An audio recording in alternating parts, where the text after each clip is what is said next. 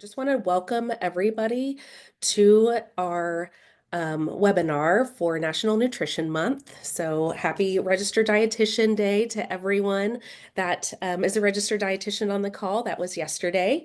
And we have Registered Dietetic Technician Day today. So it's National Nutrition Month. The theme is Food Connects Us. And we have a wonderful webinar here to highlight our Raising Adventurous Eaters with First Foods free materials. And I'm going to go ahead and share my screen and we'll jump into that. So,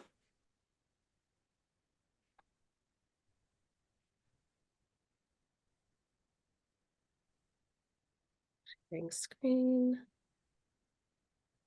I could get a thumbs up. You can see it. All right.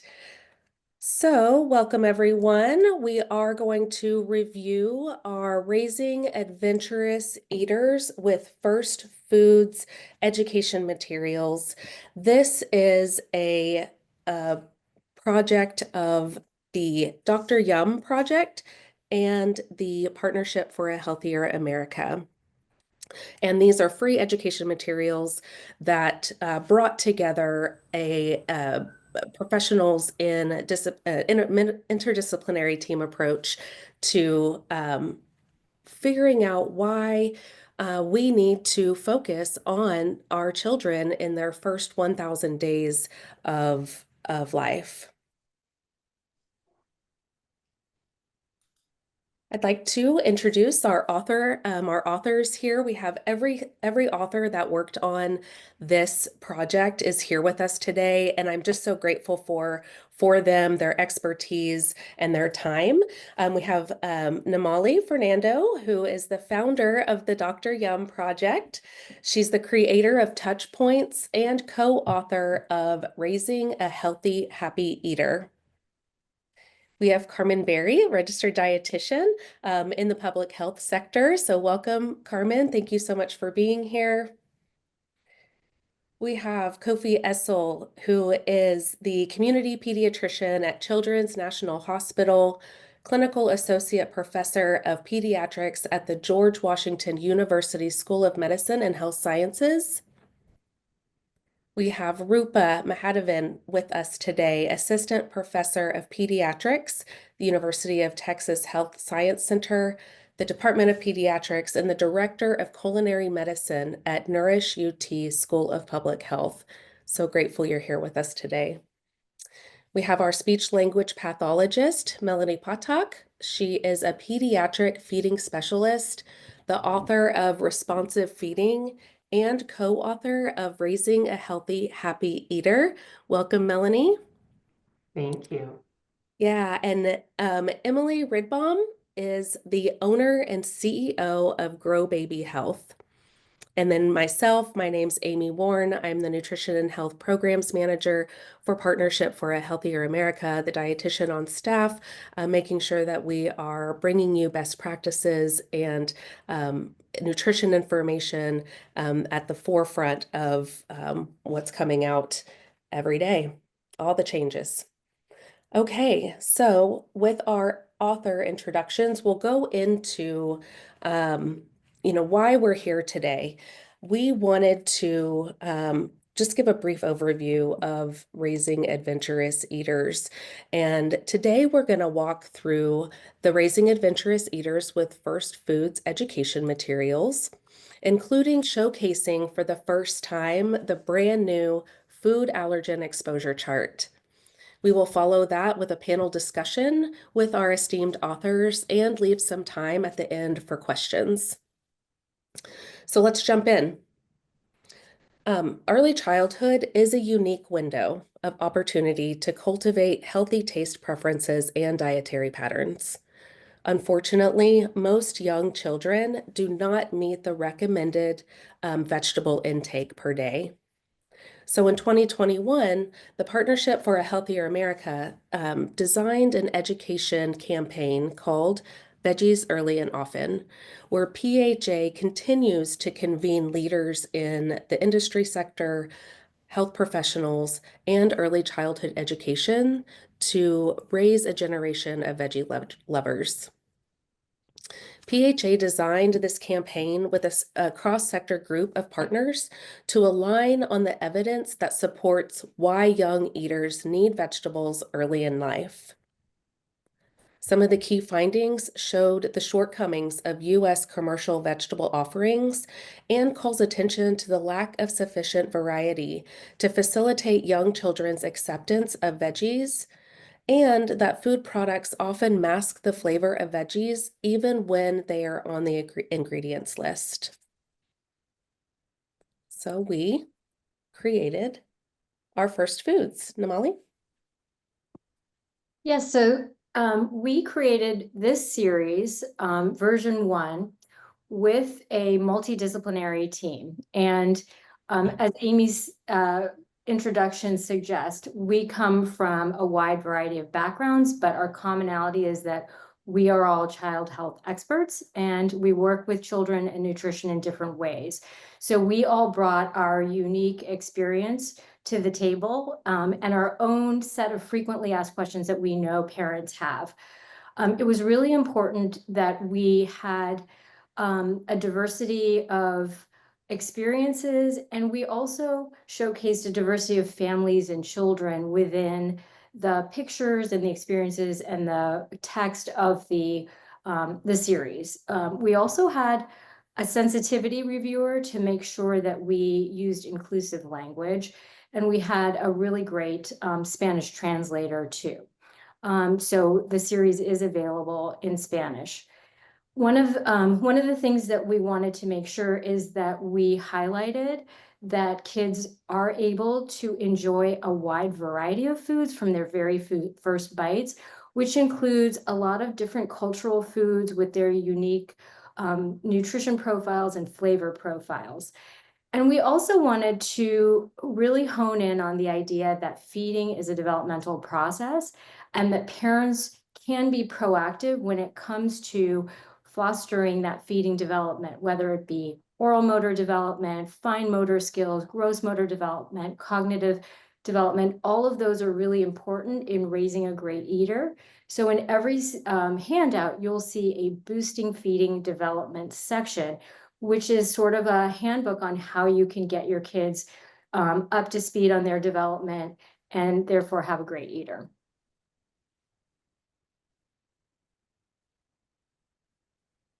So, Namali, thank you for that. Let me highlight one other thing as we've kind of evolved from our 1.0 to our 2.0. So, in building this tool, we've learned a lot, right? In building this tool, we wanted to make sure this tool was flexible, was adaptable, was able to meet individuals where they are. We've heard from families, from clinicians, from students, and we've heard how valuable 1.0 really was. And we were really overjoyed by that. But at the same time, we also got some feedback, and we want to recognize and appreciate the feedback that you all gave to us. And we've been able to take that feedback and actually make this product far better. So in our 2.0 version, I think somebody's mic, oh, there you go. In our 2.0 version, what we've done is we've taken the feedback that you all have provided, we've gone back to the evidence, and we've really made this product far better. So you're going to see new sections in this guide. You're going to see us talking about new material. We've expanded the guide and really allowed it to continue to remain flexible, adaptable, but really personalized to your day-to-day experiences as families and as clinicians and as students. And the list goes on and on and on, as we've seen this tool be used in many different settings as well. So we're excited about rolling this 2.0 out, and we are looking forward to hearing your feedback and seeing how you're able to adapt it in working in your day-to-day settings. Exactly. These Raising Adventurous Eaters with First Food guides include proactive tips and practical activities to boost feeding development and build healthy habits at every stage of a child's feeding journey. Some of the highlights of these guides are that they're free. They're stage by stage. They walk you through every stage of life up through that first 1,000 years. They are available in both English and Spanish, which is a valuable resource. They do have supplemental safe eating tips and, of course, the allergen exposure chart. I will go ahead and kick us off for the pregnancy and postnatal portion of this. I'm Emily Ridbaum. I'm a board certified holistic nutritionist and CEO of Grow Baby Health. As many of us know, the first 1,000 days represent a critical window that influences health for a lifetime.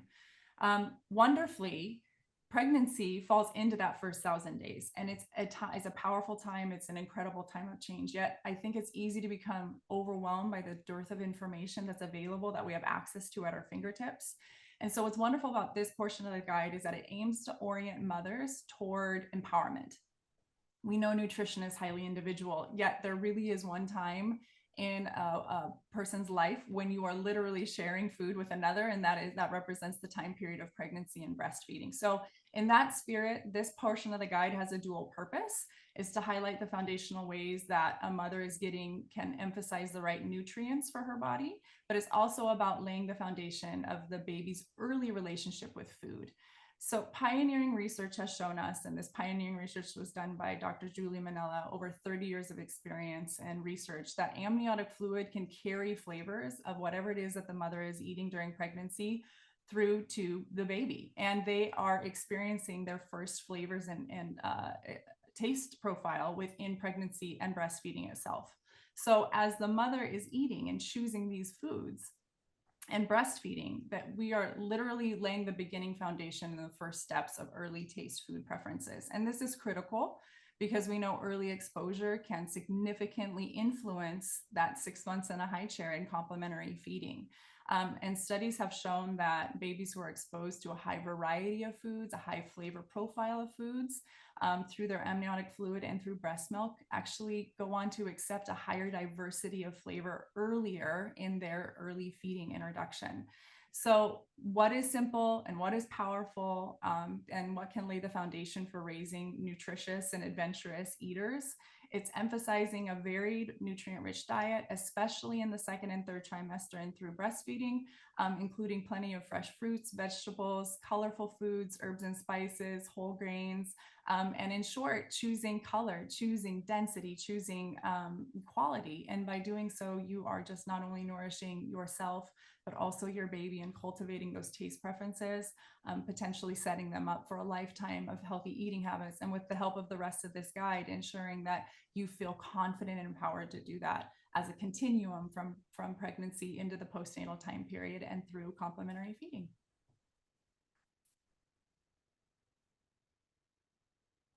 Awesome. Thanks, Emily. So kind of building on that onto the 1 to 4 months guide, this guide really walks through the responsive feeding model and provides families with guidance on how to boost developmental skills that will be helpful when their child does start eating solid foods around 6 months. So at this age, like 1 to 4 months, really up to 6 months, breast milk or iron fortified infant formula are really the true first foods in your baby's diet. The American Academy of Pediatrics recommends exclusive consumption of breast milk until age 6 months, and that's when introducing solid foods typically begins. But really the groundwork starts now. So one of the key points in this guide is the importance of following a responsive feeding model. So in following this model, you become responsive to your baby's hunger and fullness cues instead of following a very specific or timed feeding schedule. So your baby may eat more one day and less often and less another day, and that's completely normal. Babies have this innate ability to really regulate their own intake, so it's essential to trust their signals. So look for signs like rooting, sucking on hands, becoming fussy when they're hungry, and then also turning away or losing interest when they're full. So responding to their cues is really helping them build that guide on knowing their hunger and fullness cues. That's important later in life. This guide also highlights significance of exposing your baby to a variety of flavors through your diet. So like Emily mentioned, if you're breastfeeding, the flavors from the food that you're eating pass into your breast milk, giving your baby a taste of the different foods, helping them become more accepting of new flavors later on. So I personally have 2 kids, and they have 2 very different, or not very different, they have 2 different favorite vegetables. One is broccoli, the other is cauliflower. And this is directly correlated to my personal cravings when I was pregnant and then breastfeeding. So it's just crazy that that's their favorite foods, and those are mine at that time. This guide also provides tips to boost feeding development. One example is the encouragement of tummy time, as that helps develop the muscles needed for eating solid foods. It strengthens the neck, shoulders, arms, and trunk, which are essential for sitting up and eventually self-feeding. And then throughout the guide, we also address some common misconceptions and provide tips like avoiding adding solid foods like cereal in the bottle, and also only providing breast milk or formula instead of other fluids like water or juice. So the first 4 months are about setting the stage for a lifetime of healthy eating habits. So recognizing hunger and fullness cues, boosting those feeding development skills with the gross motor and fine motor skills, and also providing a calm and relaxed feeding environment. You can start to raise your adventurous eater who's enjoying a wide range of foods once they start eating solid foods.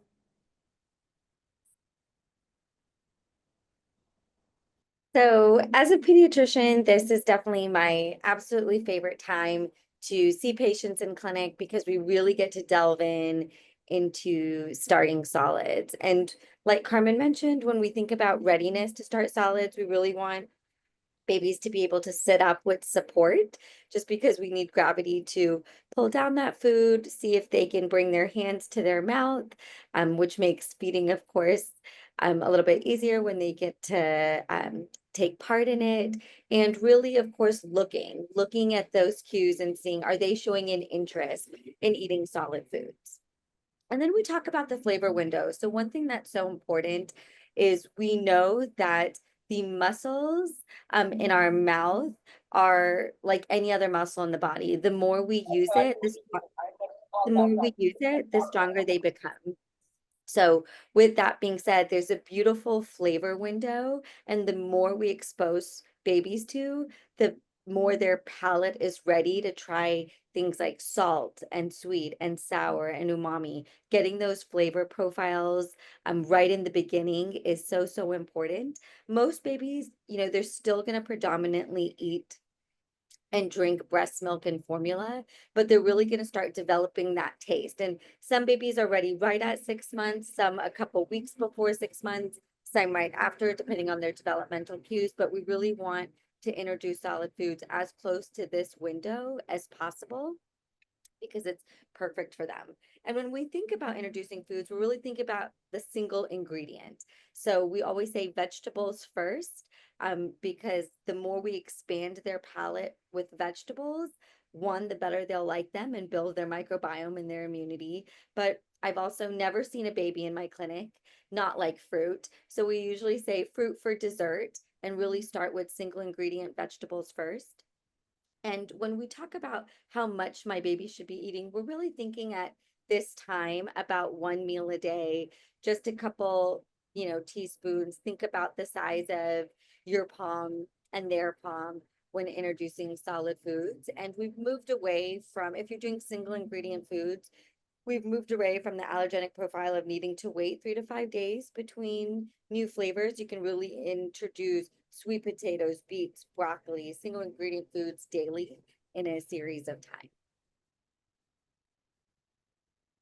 Thanks, Rupa. So 6 to 9 months is really, I think, when the rubber hits the road. Most babies are really starting now. And so we felt like from our version 1 experience that we needed to beef this handout up a little bit. And so what we did is we nested a handout called Safe Feeding into the 6 to 9 month handout. So it is a longer handout now that first of all acknowledges that in the beginning of this window, we're still doing a lot of breast milk and or iron fortified formula. And a lot of the nutrition is coming from that. But we are starting to taste a variety of foods and expose kids to texture. And we know that there are a lot of questions around how we do that. How do you do it safely? A lot of families are really keyed into baby-led weaning. So our safe feeding guide is nested into that. We also talk about the high allergen food exposure and the importance of high allergen foods, what those top 9 food allergens are. And we introduce that allergen exposure chart, which we'll talk about a little bit more. We talk a lot about feeding development here. And so we've included some great information for parents that can help them foster that pincer grasp. So by the end of that window at 9 months, they're able to pick up foods and really do a lot of self-feeding. We include some information about positioning babies in a high chair, how to get them ergonomically positioned and ready and able to sit easily and enjoy feeding. And then I'll let Melanie talk a little bit more about the safe feeding in depth. Great, thanks, NIMALI. And thanks to everyone here. I'm loving seeing the comments, how people are finding this really interesting and helpful, and that's the whole point. So we love seeing your comments pop up. I love the fact too that I get to talk about the safe eating tips. I'm a speech language pathologist who specializes in pediatric feeding, but my own children call me Safety Mom. That's my nickname because safety is, like any parent, is my #1 priority. And that's true for the children that I treat, for the kids that I raised in my own home, and for my new grandbaby. So let's talk about it. We added the Safe Eating Tips guide between these the two guides that NIMALI just mentioned, because that's about the time, around 4 months, that parents are beginning to think about, I should be starting solids. And of course, there's a window of time that we can do that. This particular guide is designed to give straightforward examples and easy to remember tips on how to serve some of the same foods that the other members of the family are eating, but how to do it safely. And we also want to raise awareness of what foods to avoid before baby's first birthday. So for those reasons, as we mentioned, the guide is now included between the 4 and 6 month guide and the 6 to 9 month guide. So naturally, that means it's going to cover a wide range of skills, specifically on how to cut finger foods, although of course we encourage purees as well. So for example, if you're looking at the guide now and you look at the far picture on the right, you'll see that we've included soft squishable squares. But at about 6 months, baby would be raking those up while grasping the pinky strips that are pictured just to the left of the squares here, and then the handhelds right above that.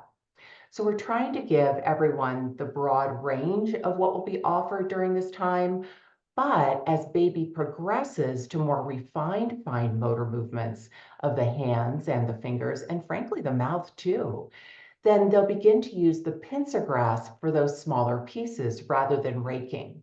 Now, those nuances are covered in the 6 to 9 month guide, while this guide is focused on making sure that baby can break the food down safely and educating on what I call the squish test, which is essentially our own pincer grasp as a parent or a caregiver. If you can squish it easily between your thumb and forefinger with minimal pressure, baby can squish it between their gums too.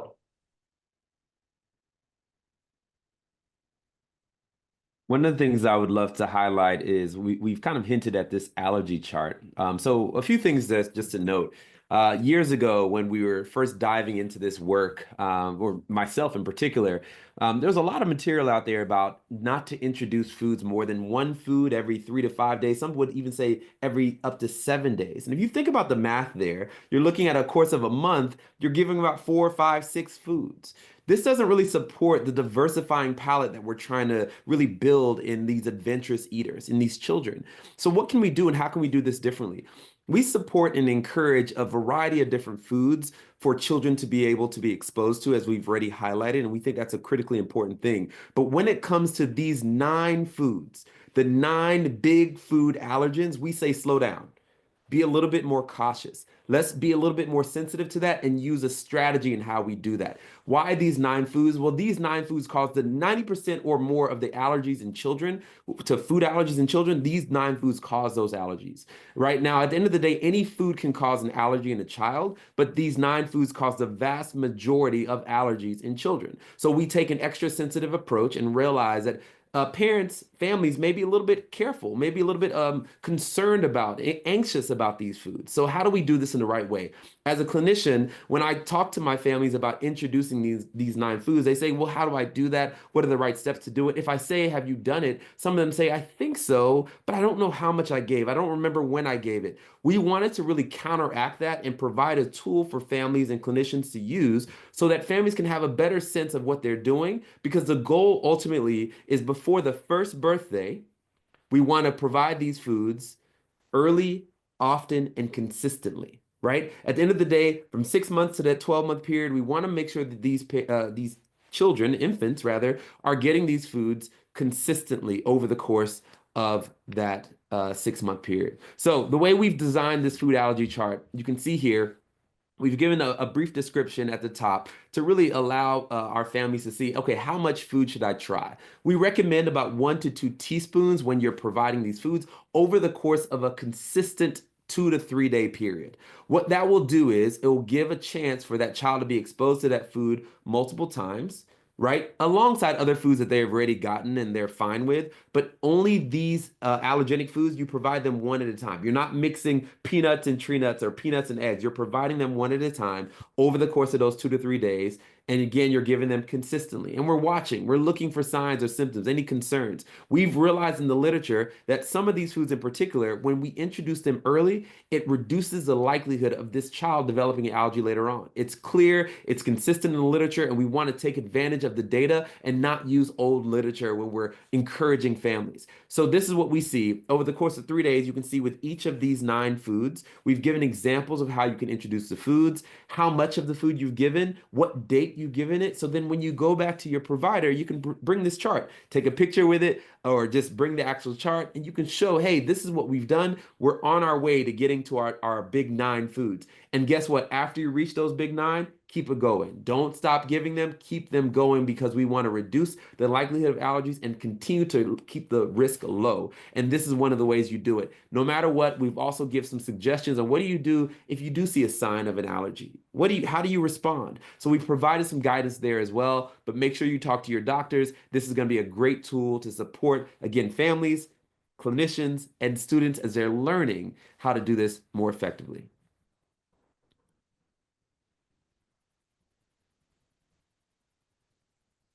All right, so at 9 to 12 months, we're really getting into the excitement of food, the buzz around family meals.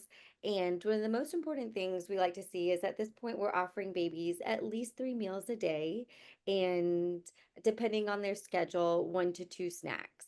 And as just as we said before, variety is key. At this point, babies should be eating all the different flavor profiles, making sure they've tried proteins and whole grains, vegetables, fruits, and really looking at all the different global cuisines as well to really develop that palate. When we think about texture, at this point, they have the gross motor skills to be able to pick up food and hold it in their hands and eat it as well. So handheld foods is a great item for babies to be eating at this point. We know that modeling behavior and having more family meals, having whoever caregivers in the house eat the same foods, that everyone's eating, very similar meals at the dinner table is extremely important for babies to develop that palate and show that likeness for certain foods. So we say, if you're eating a sweet potato, baby's eating a sweet potato as well.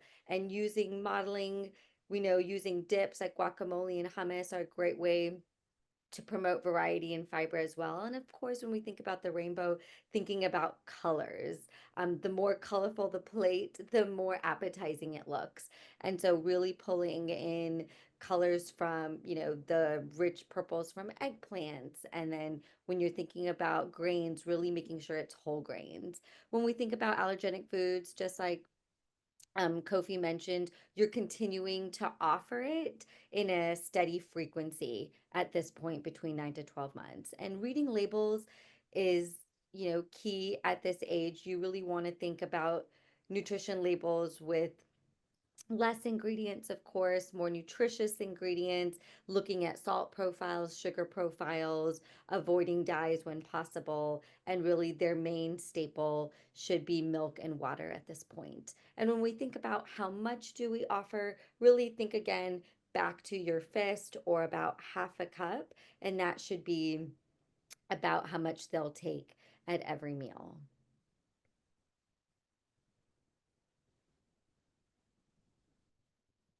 All right, we're on to the last guide. So I'll share some key insights from this 12 to 24 months guide.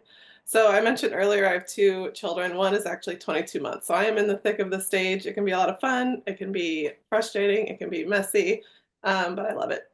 So starting around 1 year, children can be maybe less hungry and not as interested in foods that they once liked. Their metabolism is beginning to slow down after that first year of very rapid growth. So this guide offers toddler feeding tips to create a positive mealtime environment for the whole family. The guide emphasizes the importance of offering a variety of foods. We use the My Plate method. It's recommended to fill half the plate at each eating opportunity with vegetables and or fruits. So it's recommended to aim for at least 3 food groups at meals and at least 2 food groups at snacks. And prioritize meals and snacks that include protein or dairy, which contain healthy fats, and fiber-rich carbohydrates. Those are their fruits, the veggies, and whole grains.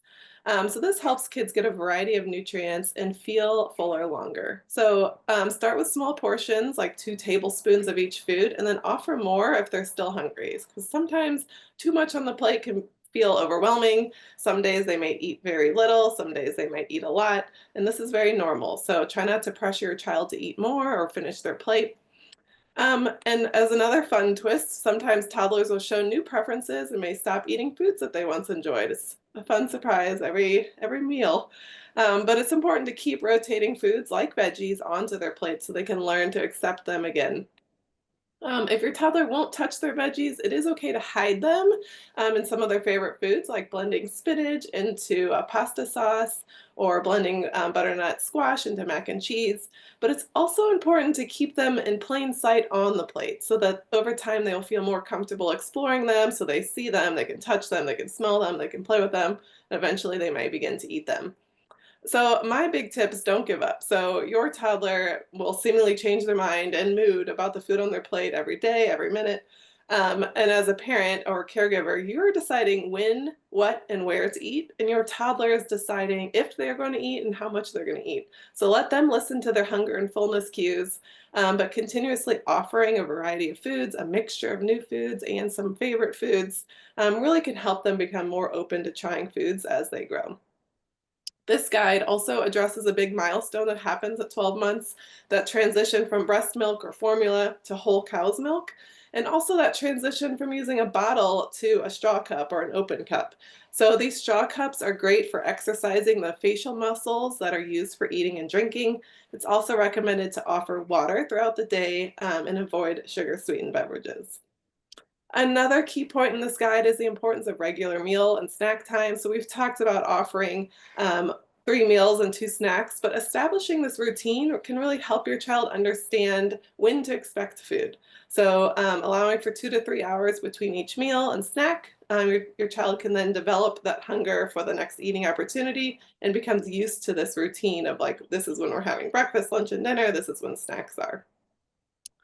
It also talks about significance of creating a positive mealtime environment, so making meals pleasant and stress-free. So sit together as a family, turn off screens, focus on the experience of eating together, talk about your food, talk about your day. This is encouraging healthy eating habits, but also strengthening your family bond and having fun at the table together. Toddlers are constantly watching and listening, so talking positively about the food, talking positively about your body, being open to trying new foods yourself, and providing attention and positive reinforcement at meal times can be very effective at setting the stage for healthy eating habits. So raising adventurous eaters between 12 to 14 months involves offering a variety of foods, establishing that regular meal routine, creating positive mealtime environment, and always be patient. With these strategies found within this guide and within the whole series, you can help your child develop healthy eating habits that will last a lifetime.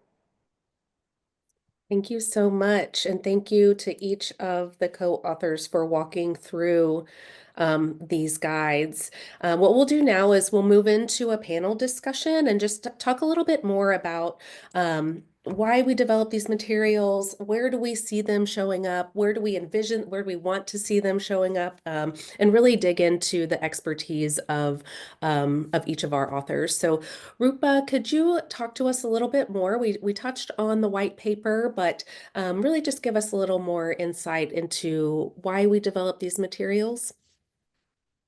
Sure. As a clinician, and most of us are health professionals, having some sort of standardization and evidence-informed material was really our number one priority. How should I start solids is likely the number one question I get asked in clinic every day.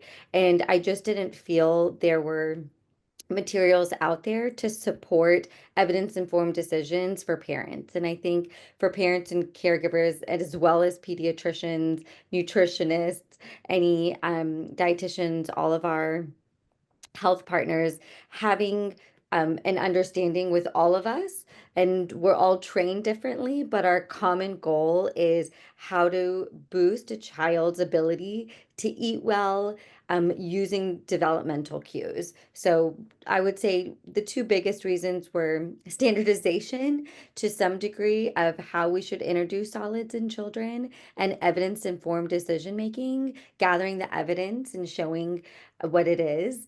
Pediatricians were unfortunately not taught as much nutrition as we would like to be. And it's really, when we think about a child's immune system, when we think about a child's developmental cues, having appropriate nutritional advantages can be there when they're eating well and they're eating healthy.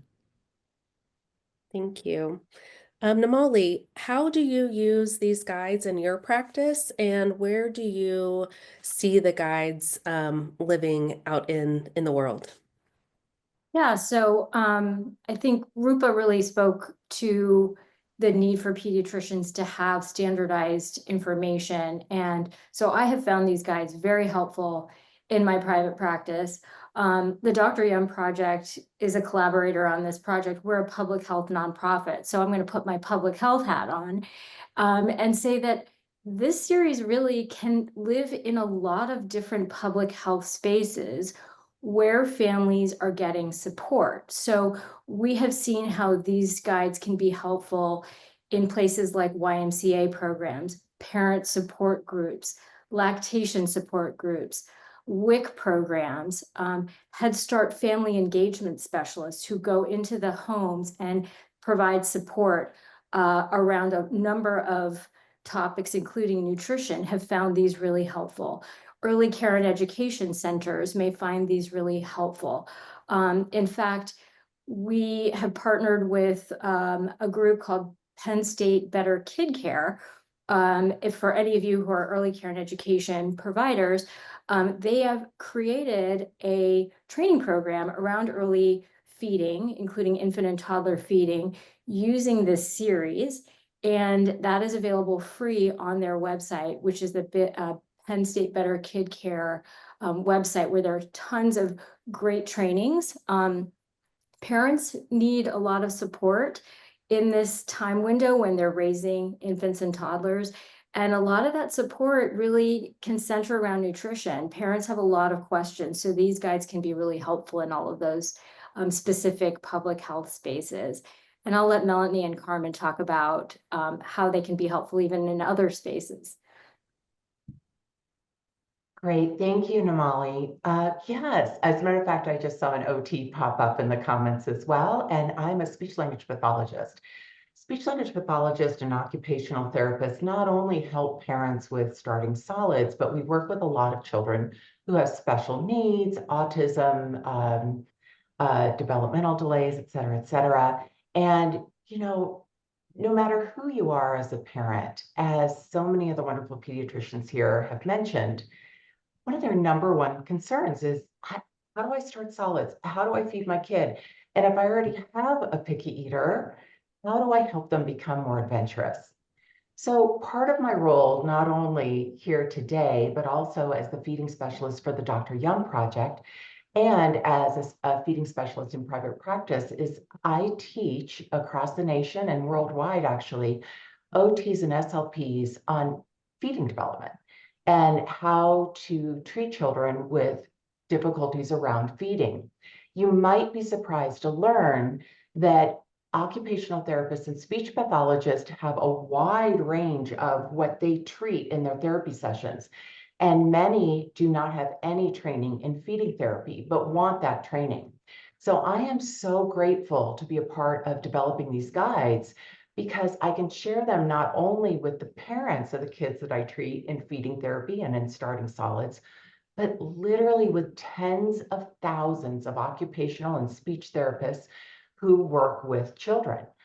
I know that it's a common concern that the pediatricians hear, but it's also a common concern that we hear in our therapy sessions, even if, as a speech pathologist, I might be working with a child who is stuttering. The parents still want to know about starting solids. You know, it's a conversation that comes up a lot. But if I didn't have that training, the beauty of these guides is I can print them off, I can give them some foundational information to get them started, and it opens up the discussion, and I learn more about whether this child is on track or not. And I can refer to a therapist who does have that background and that specialty. So the beauty of them is that we can catch these feeding challenges early because they prompt the discussions, and we can refer as needed, and we can learn more in the process. So I really encourage everyone to share these guides with as many health professionals as possible, and that's how we'll spread the word that they're available.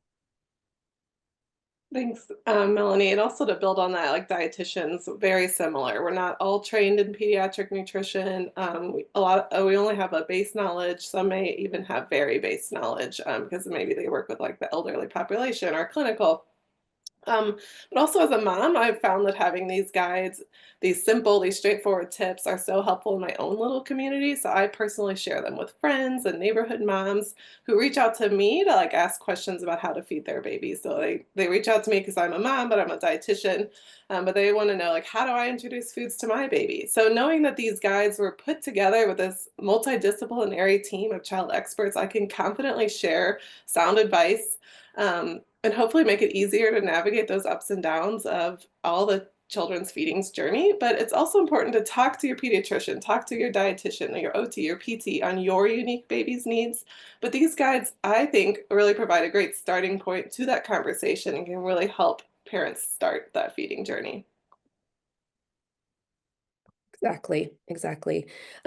Kofi did a great job of walking us through the allergen exposure chart earlier with the slides. But NIMALI, is there anything that you want to speak to regarding how to use the exposure chart? And then Melanie, with your expertise as an SLP, if there's anything you want to add regarding the allergen exposure chart.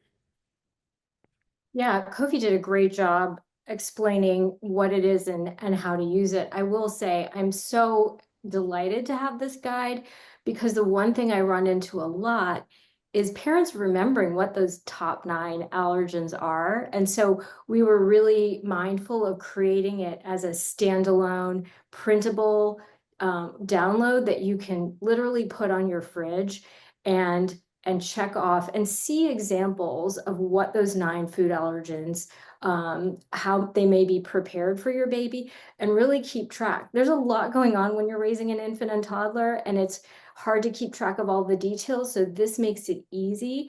And then you can take that off the fridge, take it into your pediatrician, have that conversation about any particular challenges or concerns that you have about those foods. And so I like that it just makes it very simple, clear cut, and easy for families to have those discussions with us in the office. Thanks, NIMALI. Yeah, I agree. You know, this chart is modeled after a chart that I created for a course that I teach on introducing allergens in feeding therapy. But the idea was that the occupational and speech pathologists share this chart with parents to, again, as I mentioned earlier, open up the discussion. So just like the guides, it's a chart for all pediatric health professionals to share with parents and caregivers for a variety of reasons. First of all, this is scary for parents. And when you are worried about introducing allergens, you tend to avoid introducing allergens because naturally fear creates avoidance. And that's the exact opposite of what we want to do to keep these children safe, as Kofi mentioned earlier. So this chart not only opens up the discussion, but it's also easy to use and it reduces that stress because knowledge is power. And once we have the discussion on how to use the chart and the importance of introducing these early and consistently and what signs to look for, and also educating parents that it's extremely rare for a baby just starting solids to have an extreme reaction, we want to pay attention to the mild reactions to make sure that it doesn't progress to something over time. And also SLPs and OTs who are introducing new foods to kids in feeding therapy, not only does this chart continue to have that discussion, that dialogue, but it allows us to pay attention to changes that we might see in the child over time, and it's well documented. So not only does the parent have this chart at home on their fridge to easily fill out and help reduce their own stress and see the child's progress, but we also have a running record to see how that child's doing as well. So it's really applicable to so many settings. Thank you so much, Melanie. I want to save some time at the end for questions, but I would really love for Kofi and Emily to talk about why a multidisciplinary approach is so important, not only in the development of these materials, but in the application of them. Emily, you want to kick? You want me to start? You go for it, Kofi. Okay. You know, I think back to our team, even our interdisciplinary team that we have here. We've been working together for a few years, and we've spent a lot of time with each other, line by line, bringing in the research, talking through, just back and forth. We've attended conferences together. We've led workshops. I've been in workshops with Mel and NIMALI as they've been leading phenomenal collaborative workshops, training all kinds of specialists on the importance of how we do adventurous eating and how we think about advancing the palate, how we think about feeding as a developmental process. And it's really expanded my thinking and what I've brought into this as well. At the end of the day, we've sharpened each other as a result of collaborating with each other. All of us have training in all kinds of different areas as clinical experts on the call right now. And the reality is we all have gaps in our training, but we never were supposed to know everything. Right? It always was supposed to be a collaborative effort. I need to rely on our speech therapists, our occupational therapists, our physical therapists, our developmental specialists. I have to rely on them. I can't learn all of this on my own. So to be able to collaborate in the development of this process made our tool more comprehensive and really filled in a lot of the gaps that by ourselves we couldn't have done. And it also extends the olive branch, realizing that when we are practicing, we cannot think of this in siloed ways. We have to collaborate and refer and make sure we're identifying early, connecting our families to the right resources, whether they're having challenges with feeding, whether they're doing this incredibly well. What can we do to celebrate with each other? What can we do to share our lived experiences and our expertise so that all these children can have a chance to thrive? We all want to see these children thrive, and the collaboration, interdisciplinary work is the way that we do that.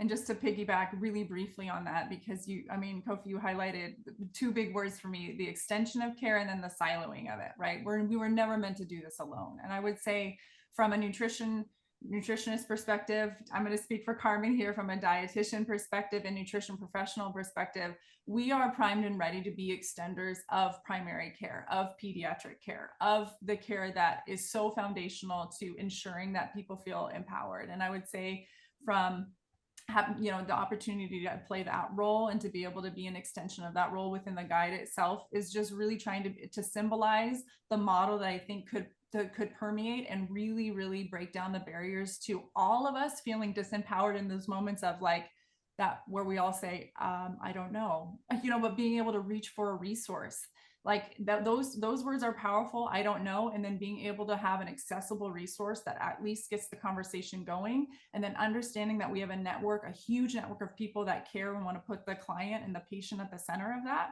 That's huge. And I think this team represents that purely and powerfully. Thank you. Yes, it's been really fantastic and amazing to see how we challenge each other in the development, to really look at what is the science, what is the most, the most up-to-date research that guides these decisions. There are a couple of questions. I'm just gonna kind of randomly pick, but one popped out to me is, how do you recommend to introduce food allergens when there are other children in the household with food allergies? Who wants to take that one?